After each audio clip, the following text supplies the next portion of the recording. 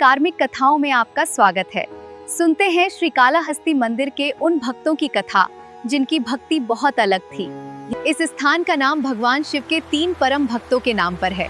श्री यानी मकड़ी, काला यानी नाग और हस्ती यानी हाथी। तीनों भक्त अपने ही तरीके से शिवलिंग की सेवा करते थे। मकड़ी रोज शिवलिंग के चारों ओर जाला बुनती थी रक्षा के लिए। सांप रोज शिवलिंग पर चढ़ाने के लिए रत्न लाता और हाथी प्रतिदिन स्वर्णमुखी का जल लाकर शिवलिंग पर अभिषेक करता। उन्होंने कभी भी एक दिन भी अपनी भक्ति और सेवा नहीं छोड़ी। भगवान शिव उनकी भक्ति से बहुत प्रसन्न थे, इसीलिए इस मंदिर का नाम श्रीकालाहस्ती है और हमें शिवलिंग पर मकड़ी, हाथी और नाग की नक्काशी देखने को मिलती है। इस मंदिर से जुड़ी एक और कथा है भक्त कन्नप्पा की।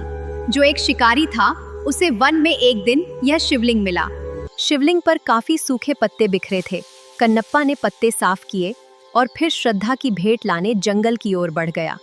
क्योंकि कन्नप्पा एक शिकारी था, इसलिए भेंट में मांस लेकर आया। हाथ भरे हुए थे, इसलिए फूल बालों में लेकर आया। ये देखकर एक पुजारी बहुत क्रोधित हुआ।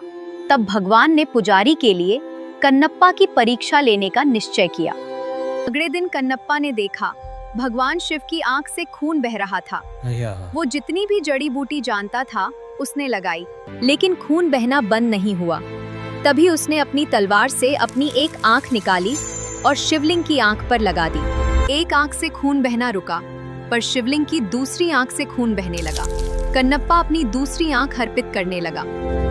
तभी भगवान शिव ने उसे रोका और उसकी भक्ति देखकर उसे मोक्ष प्रदान किया। ये सब देखकर पुजारी बहुत हैरान हो गया। कन्नप्पा ने यह सिखाया कि भगवान को विधि नहीं, सच्चा दिल प्रिय होता है और सच्ची भक्ति समर्पण में होती है। मिलते हैं मेरी अगली वीडियो में एक नई दिव्य कथा और एक और प्राचीन मंदिर के अद्भुत इतिहास के साथ। नमस्ते।